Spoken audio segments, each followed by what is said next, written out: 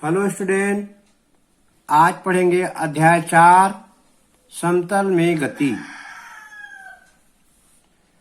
और आज के टॉपिक का जो नाम है वो है सदिशों का सदिश गुणनफल।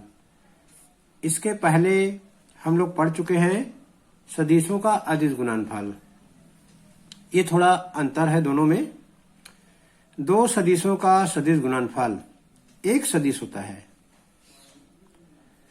दो सदिशों का सदिश गुणनफल एक सदिश होता है, जबकि दो सदिशों के अदिश गुणनफल में वो अदिश होता है। तो अंतर आ गया, जिसका परिमाण दोनों सदिशों के परिमाण और उनके बीच के कोण की साइन के गुणनफल के बराबर होता है, तथा दिशा दोनों सदिशों के तल के लंबवत होती है। दिशा रहता है इसमें, सदिशों के सदिश गुणनफल में दिशा भी बताना जरूरी होता है। सदिशों का सदिश गुणनफल को हम इस प्रकार से लिखते हैं, vector A cross vector B equal to A B sine theta N cap. Cross पढ़ना है यहाँ मल्टीप्लाई के चिन्ह को, और ये एन के ऊपर कैप। एन कैप जो है दिशा बताएगा। किसकी दिशा बताएगा? ए और बी की लंबवत जो तल रहता है वो दिशा। जहां एन कैप एकांक सदिश होती है, जिसकी दिशा वही होती है जो ए क्रॉस बी की होती है। Vector A cross vector B को ए क्रॉस बी बोलकर पढ़ते हैं। चलिए अब थोड़ा सा इसको पढ़ेंगे आगे। तीन विमाओं में दो सदिशों का सदिश गुणनफल। तीन विमा लेंगे। हम लोग जानते हैं दिशा के बारे में, त्रिविमीय सदिश में तीन दिशाएं होती है। ये मैं यहां खींच के बता रहा हूं, तीन दिशा। ये एक्स दिशा, वाई दिशा, जेड दिशा। एक्स दिशा में एकांक सदिश को आई से दर्शाते हैं, वाई दिशा में एकांक सदिश को जे से दर्शाते हैं, जेड दिशा में एकांक सदिश को के से दर्शाते हैं। और यहाँ पर आई जे के परस्पर लंबवत होते हैं। यहाँ लिखेंगे आई जे के परस्पर लंबवत होते हैं, परस्पर लंबवत होते हैं। अब हम आई क्रॉस जे का मान निकालेंगे। आई क्रॉस जे पढ़ेंगे इसको। तो जो हमारा सूत्र है, क्या सूत्र है? A cross B equal to A B sine theta N cap. यहाँ ए का मान हम आई रखेंगे, बी का मान जे रखेंगे, थीटा का मान दोनों के बीच का कोण, आई जे के बीच का कोण 90 ये रखेंगे, और यहाँ इसका मान निकालेंगे। इस सूत्र में ए की जगह आई रखेंगे, बी की जगह जे रखेंगे, और ये आई क्रॉस जे का मान निकालेंगे। चलिए यहाँ देखते हैं, ए की जगह हम लोग आई रखेंगे, तो आई हो गया, और ये जे हो गया। इसको ब्रैकेट में डालेंगे ऐसा, आई जे साइन। यहाँ थीटा की जगह आई जे के बीच का कोण 90, तो 90 रखेंगे। यहाँ एन कैप की जगह हम ये दोनों की लंबवत जो तल में जो सदिश है उसको रखेंगे के कैप। और ये आई और जे, इसका परिमाण यहाँ लिखेंगे। इनका जो परिमाण होता है वो होता है एक एक। साइन थीटा का मान भी एक होता है, और ये के कैप। तो ये तीनों का सबका मल्टीप्लाई करेंगे तो के कैप आएगा। तो आई क्रॉस जे का वैल्यू आता है के। इसी प्रकार से हम अन्य भी देखेंगे, जे क्रॉस के क्रॉस आई। और अभी हम लोग आई क्रॉस जे पढ़े, तो दोनों के बीच में, आई क्रॉस जे के बीच में 90 का कोण बना है। जे क्रॉस के का पढ़ेंगे तो भी 90 बनेगा, के क्रॉस आई पढ़ेंगे 90। अब जब हम उल्टा करेंगे, जे क्रॉस आई निकालेंगे, तो हमको जो है आई जे 90, तो जे क्रॉस आई तो ऐसे घूमेंगे इधर से। चलिए आगे पढ़ते हैं। अब हम मान निकालेंगे जे क्रॉस के का। तो जो हमारा सूत्र है मैं यहाँ लिख देता हूँ, A cross B equal to A B sine theta N cap. ये जो ए और बी है, ए का परिमाण बी का परिमाण साइन थीटा, ए और बी के बीच का कोण है एन कैप, ये दोनों के लंबवत तल में दिशा। तो यहाँ ए की जगह हम जे रखेंगे, बी की जगह के रखेंगे, इसमें रखते हैं मान। तो ये हो जाएगा जे, ब्रैकेट में के लिखेंगे, साइन थीटा की जगह 90 रखेंगे क्योंकि दोनों के बीच का कोण 90 होता है, और जो एन कैप की जगह यहाँ पर हम लोग लिख देंगे जे के लंबवत तल में जो भी दिशा होता है आई। हम लोग यहाँ बना सकते हैं एक्स दिशा, वाई दिशा, जेड दिशा। ये आई एक्स दिशा में एकांक सदिश, वाई दिशा में एकांक सदिश जे, और जेड दिशा में एकांक सदिश के। तो यहाँ देखेंगे जे और के बीच कितना कोण बना है। चलिए जे और के हम लोग के बीच में 90, तो यहाँ 90 रख दिए क्योंकि जे से हम लोग के बीच का कोण देखेंगे। इसका मान रखेंगे, जे का परिमाण एकांक सदिश 1 होता है, के का परिमाण एकांक सदिश 1 होता है, साइन 90 का 1 होता है, और ये आ जाएगा आई कैप। तो इसका वैल्यू आ जाएगा आई, जे क्रॉस के का आई। इसी प्रकार से हम देखेंगे के क्रॉस आई का देखेंगे, इसी दिशा में आगे बढ़ेंगे। पहले हमने आई क्रॉस जे का मान निकाला, फिर जे क्रॉस के का मान निकाला, अब निकालेंगे के क्रॉस आई का। चलिए निकालते हैं के क्रॉस आई का। तो लिखेंगे के आई साइन दोनों के बीच का कोण, और एन कैप की जगह के और आई के लंबवत जो है जे। तो इसका मान आ जाएगा 1, इसका भी मान आ जाएगा 1, ये इसका भी मान है 1 साइन 90 1, और यहाँ आ जाएगा जे। तो ये सबका मल्टीप्लाई होगा जे। तो के क्रॉस आई का होता है जे। अब हम उल्टी चलेंगे। उल्टी का मतलब ये है, चलिए फिर से बना देता हूं, एक्स दिशा, वाई दिशा, जेड दिशा। अब हमको ये तो आई की दिशा, जे एकांक सदिश, के एकांक सदिश, एक्स दिशा में आई, वाई दिशा में जे, और जेड दिशा में के। अब हम निकालना चाहते हैं, पहले हमने निकाला था आई से जे, अब हम निकालना चाहते हैं इसमें जे से आई का मान, ये मान निकालना चाहते हैं जे क्रॉस आई। तो हमको ये कोण नापना पड़ेगा, जे से आई के बीच में ये वाला सदिश है, तो दिशा का मतलब है, दिशा का ज्ञान रखना है। जब हम आई से जे जा रहे हैं तो इस दिशा में जा रहे हैं, इसी दिशा में हम आगे बढ़ेंगे जे से आई के लिए। तो यहाँ लिखेंगे सूत्र में जे क्रॉस आई का मान निकालेंगे। आई क्रॉस जे का मान निकाले थे तो के आया था। चलिए यहाँ लिख देता हूँ एक बार फिर से,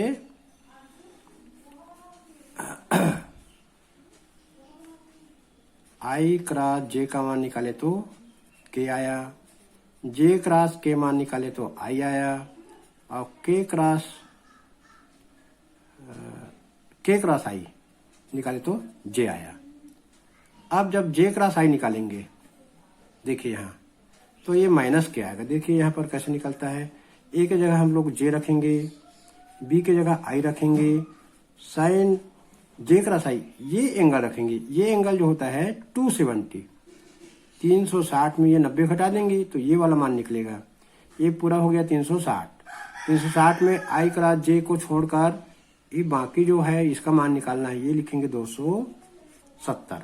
और यहाँ पर एन कैप, तो जे आई, तो ये होगा एन कैप की जगह के।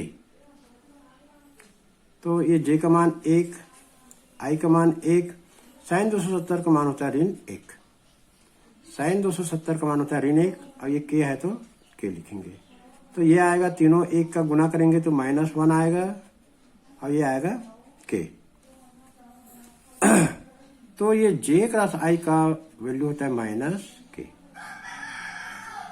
उल्टी दिशा में हम मान निकालेंगे जे क्रॉस आई तो -के। इसी प्रकार से अब हम ये जे क्रॉस के, अब हम के क्रॉस जे निकालेंगे, के क्रॉस जे।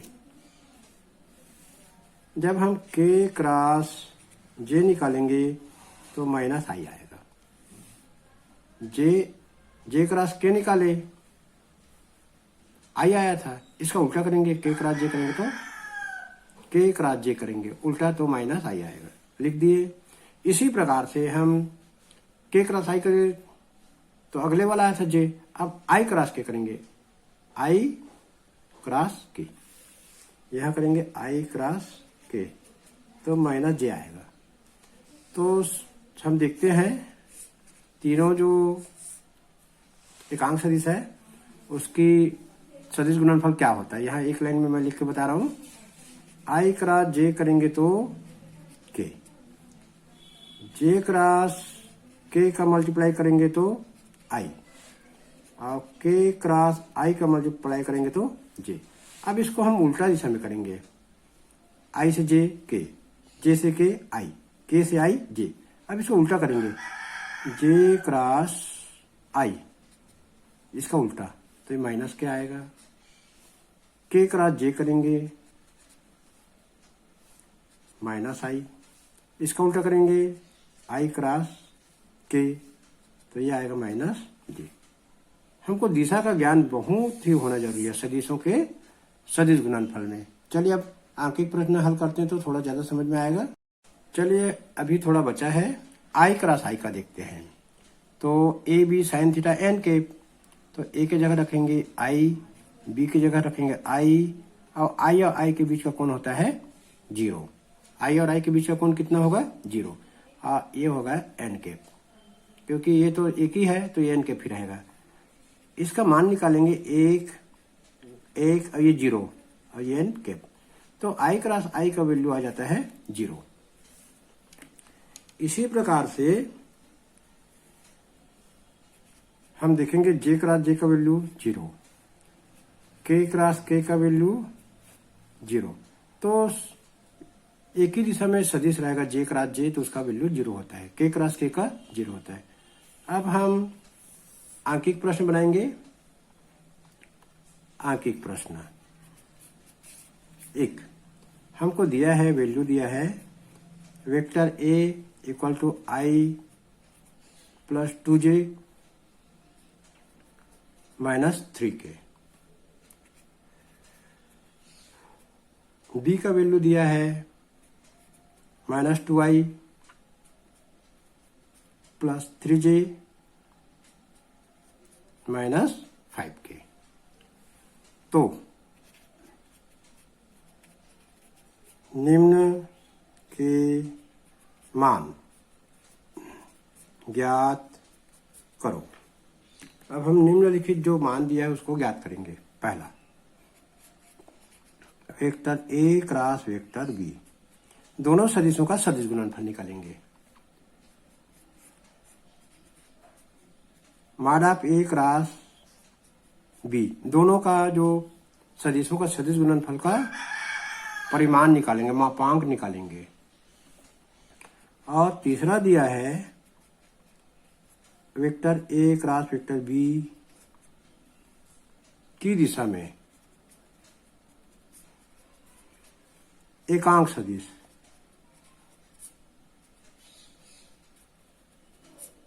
तो प्रश्न जो दिया है उसको ध्यान से पढ़ेंगे और जो पूछा है उसको भी ध्यान से पढ़ेंगे, फिर अपन धीरे से मान निकालेंगे। प्रश्न एक, ए का मान दिया आई plus 2j minus 3k, B का जो मान दिया है वेक्टर बी का minus 2i plus 3j minus 5k। तो निम्न के मान ज्ञात करो। Vector A cross vector B, mod of vector A cross vector B, vector A cross vector B की दिशा में एकांक सदिश।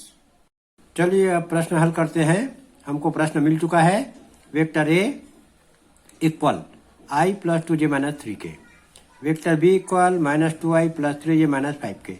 तो निम्न के मान ज्ञात करो। सबसे पहला दिया ए क्रॉस बी, तो चलिए हम लोग ए क्रॉस बी का मान निकालते हैं। Vector A cross vector B को हम लोग यहाँ लिखेंगे, ऐसे कॉलम बना के लिखेंगे, आई जे के, 3 कॉलम बनाएंगे। और जो है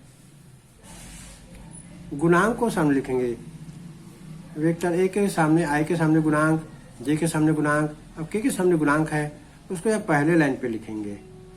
तो देखते हैं, vector A cross B, I J के लिख देना है। पहले लाइन में लिखेंगे आई के सामने गुणांक कितना है 1, जे के सामने कितना गुणांक है 2, के सामने कितना गुणांक है ऋण 3। इसी प्रकार से दूसरे लाइन पे यहां लिखेंगे जो b के सामने जो गुणांक है, b के सामने i के सामने -2, j के सामने 3, b के सामने k में कितना गुणांक है -5। तो इतना तो बिल्कुल सरल है। a क्रॉस b पहले लिखेंगे i j k, ये बीच वाले लाइन में लिखेंगे a के जो गुणांक है, a के जो i j k के सामने जो गुणांक है उसको लिखेंगे, और b तो ये दूसरे लाइन में b को देखेंगे उसके सामने i j k के सामने जितना गुणांक है उसको लिख देंगे। चलिए लिखने के बाद आगे हल करते हैं। हम सबसे लिखेंगे पहले i के बाद यहाँ ऐसे कॉलम बना देंगे और इसमें से पहले लाइन को बंद करेंगे और जो दिख रहा है j और k के नीचे उसको लिखेंगे। पहले लिखेंगे यहाँ पर i और इसमें से i लाइन को ऐसे बंद कर देंगे। अब जो सामने बंद करने में सामने जो 2 ऋण 3 3 ऋण 5 उसको यहाँ लिखेंगे 2 ऋण 3 3 ऋण 5। इसी प्रकार से यहाँ लिखेंगे -j के सामने माइनस लिखना है द्वितीय क्रम में, फिर बाजू में ऐसे सारणी बना देंगे। अब हम यहाँ पर j लाइन को बंद करेंगे। अब जो 1 और ऋण 3 दिख रहा है, ऋण 2 और ऋण 5 दिख रहा है उसको लिखेंगे। जो 1 और ऋण 3 दिख रहा है, ऋण 2 और ऋण 5, तो यहाँ लिखेंगे 1 ऋण 3 ऋण 2 ऋण 5। अब हम प्लस के लिखेंगे, बाजू में हम बनाएंगे ऐसे सारणी। अब हम के लाइन को बंद करेंगे। देखिए क्या दिख रहा है, आई और जे के नीचे 1 2 ऋण 2 3, तो यहाँ लिख देंगे 1 2 और ऋण 2 3। अब हम आगे इसको आई के साथ इसको हल करेंगे। पहले इसको हल करके बता रहा हूं। आई ब्रैकेट डालेंगे, छोटा ब्रैकेट, ये ऐसे 2 और 5 को गुना करेंगे तो 2 पंचे 10, ऋण है तो ऋण 10 लिखेंगे, ऋण लगाएंगे, इसको गुना करेंगे 3 3 9 ऋण 9, तो ब्रैकेट में ऐसे -9 डालेंगे और ऐसा थोड़ा सा बड़ा ब्रैकेट लगाएंगे। यहाँ ऋण लिखना है तब ये इसका गुना को यहाँ लिखना चिन्ह सही। इसी प्रकार से -j लिखेंगे, ब्रैकेट 1 और ऋण 5 को गुना करेंगे। पहले ये वाला तिरिया गुना करेंगे, 5 एकम 5 ऋण 5, फिर यहाँ ऋण लगाएंगे, ये दोनों का गुना करेंगे चिन्ह से, 2 3 6 ऋण ऋण धन, तो 6 बस लिखेंगे यहाँ पर। प्लस के तो प्लस के लिखेंगे, ब्रैकेट लगाए, 1 और 3 का गुना करेंगे, 3 एकम 3, फिर ऋण लगा के ये दोनों का गुना चिन्ह से रखें, 2 दूनी 4 ऋण 4, तो ऐसा ऋण 4। चलिए अब आगे लाइन में और हल करते हैं। आई लिखेंगे, ये ऋण 9 का ये ऋण से ये ब्रैकेट को खोलेंगे, धन 9 हो जाएगा, तो ऋण 10 धन 9 माइनस ऋण j, ये दोनों जुड़ जाएंगे, किस समान चिन्ह है तो ऋण 11 धन के, ये 4 जो है ब्रैकेट खुलेगा, धन 4 हो जाएगा, 3 धन 4। अब ये 10 में 9 घटाएंगे तो 1 आएगा, ऋण 1, तो इसको लिखेंगे ऋण 1 आई, ये माइनस माइनस प्लस हो जाएगा, 11j, ये 4 3 7 के हो जाएगा, प्लस 7k। तो ये हमारा उत्तर आ गया, ऋण 1 आई धन 11j धन 7k। ये जो उत्तर आया है सदिश के रूप में आया, क्योंकि आई जे के तीनों में लगा हुआ, इसलिए बोलते हैं सदिशों का सदिश गुणनफल एक सदिश होता है। चलिए अब निकालते हैं vector A cross vector B का मापांक, mod of vector A into vector B. Vector A cross vector B का मापांक परिमाण, तो ए क्रॉस बी का मान हमारा आया था पहला प्रश्न में -1i + 11j + 7k। तो यहाँ लिख दिया mod of vector A cross vector B equal to I J K सामने जो गुणांक है उसका स्क्वायर करके जोड़ देंगे। -1 का स्क्वायर और जे के सामने 11 है तो 11 का स्क्वायर, के सामने 7 है तो 7 का स्क्वायर करके जोड़ देंगे। 1 का 1, 11 का 121, 7 का 7 जा 49 तीनों को जोड़ देंगे 171 आएगा। देखिए 49 और 1 50, 50 और 121 171 होता है। इसका तो वर्गमूल नहीं निकलता, तो वेक्टर ए क्रॉस बी का जो मापांक परिमाण जो है वर्गमूल 171 आएगा। इसी में एक तीसरा प्रश्न है, वेक्टर ए क्रॉस बी की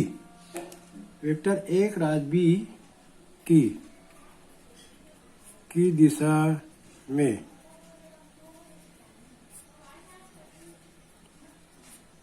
वेक्टर ए क्रॉस बी की दिशा में एकांक सदिश।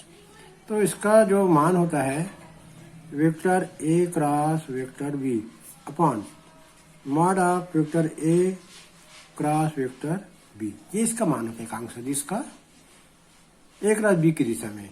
इसका वैल्यू हम लोग जानते हैं। चलिए तो -1i plus 11j plus 7k A cross B का वैल्यू आया था और mod of A cross B का आया है वर्गमूल 171। तो ये तीसरे वाले सवाल में पहले और दूसरे के उत्तर बस को रखना है। इसको आगे और हल कर सकते हैं या यहीं तक रखें तो ठीक है। आगे हल करेंगे एक लाइन तो ये ऐसा हो जाएगा -1i upon 171 plus 11j upon वर्गमूल 171 प्लस 7k अपॉन वर्गमूल 171। ये लास्ट है। ये हमारा तीसरे का भी उत्तर आ गया आई जे के पदों में। अब हम दूसरा प्रश्न करेंगे। चलिए एक सवाल और बनाते हैं।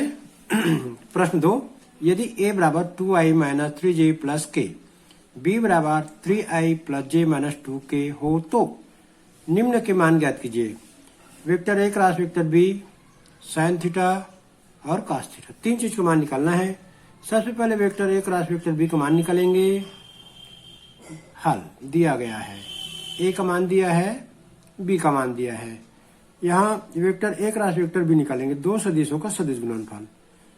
तो यहाँ पर हम लिखेंगे आई जे के। इसके नीचे लाइन में लिखेंगे ए के आई जे के सामने जो गुणांक है उसको लिखेंगे 2 ऋण 3 और 1।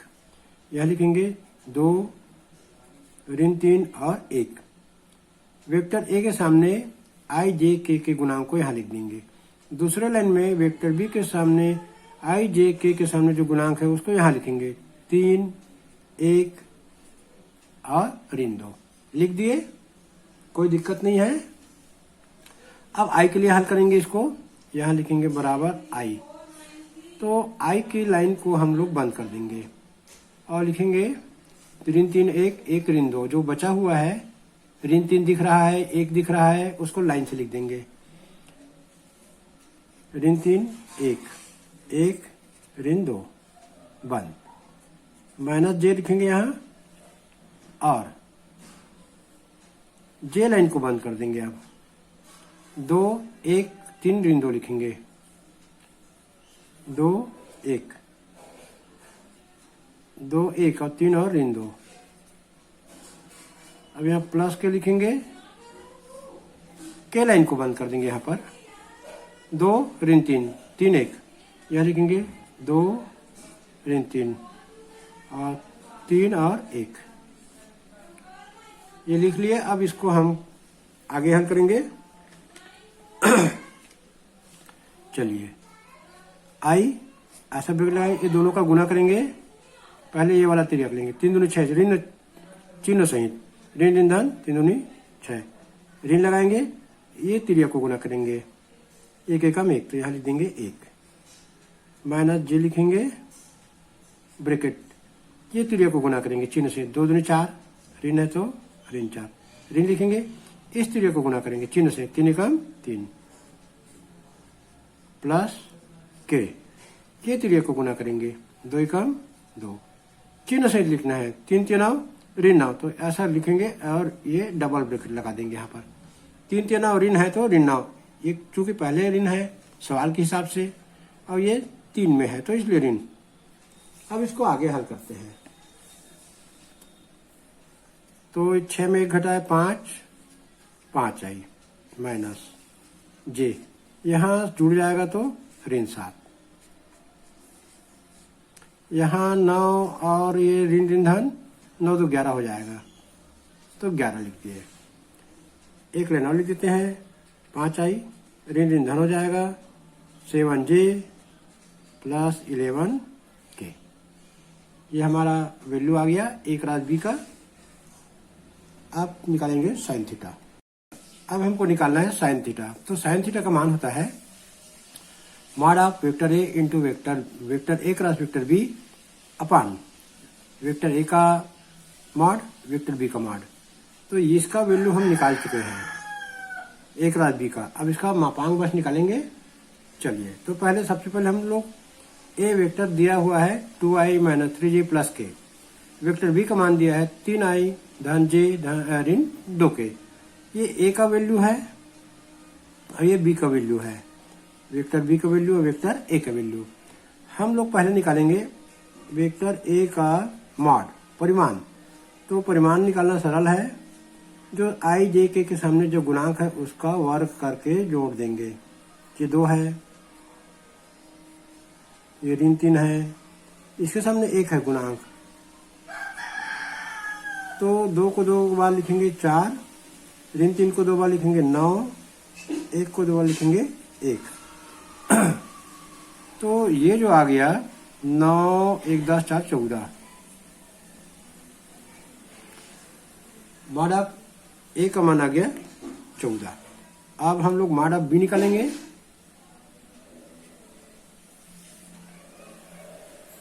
बी के सामने देखते हैं कौन कौन सा है 3, इसके सामने 1, इसके सामने ऋण 2, तो यहाँ लिखेंगे 3 का वर्ग करेंगे और जे के सामने 1 है तो 1 का वर्ग करेंगे, के सामने ऋण 2 है तो ऋण 2 का वर्ग करेंगे, 3 को 2 बार गुना करेंगे 9, 1 को 2 बार गुना करेंगे 1, 2 को 2 बार गुना करेंगे 4, इसका भी वैल्यू आ गया 14 वर्गमूल 14 बी का मॉड ऑफ बी। अब mod of A cross B निकालेंगे, तो ए क्रॉस बी हम लोग मालूम है 5i 7j 11 के आया था, तो इसका भी वैल्यू निकाल सकते हैं, 5 का वर्ग कर देंगे, 7 का वर्ग कर देंगे और 11 का वर्ग कर देंगे, क्योंकि इसका वैल्यू कितना आया था, ए क्रॉस बी का वैल्यू आया था 5i 7j 11k आया था, ये ए क्रॉस बी का वैल्यू था, इसी को यहाँ लिख दिए 5 का वर्ग 7 का वर्ग ये 11 का वर्ग। तो इसको हल करेंगे, 5 को 2 बार गुना करेंगे तो 25, 7 को 2 बार गुना करेंगे तो 49, 11 को 2 बार गुना करेंगे 121, ये तीनों को जोड़ देंगे, वर्गमूल जोड़िए, 9 5 14 1 15 का 5 हासिल 1, 2 1 3 3 और 4 7 7 और 2 9 और ये 1, वर्गमूल 195 आ गया। अब हम लोग साइन थीटा का मान निकाल सकते हैं। साइन थीटा का मान है mod of vector A cross vector B, mod of A mod of B, तो वैल्यू रख देंगे इसका वैल्यू है 195 वर्गमूल, और ए का मान है वर्गमूल 14, बी का मान है वर्गमूल 14 आ गया साइन थीटा का मान। ये 2 बार है इसलिए 1 बार लिखेंगे 14, क्योंकि वर्गमूल 14 का 14 होता है, तो ये आ गया वर्गमूल 195/14, ये साइन थीटा का मान आ गया।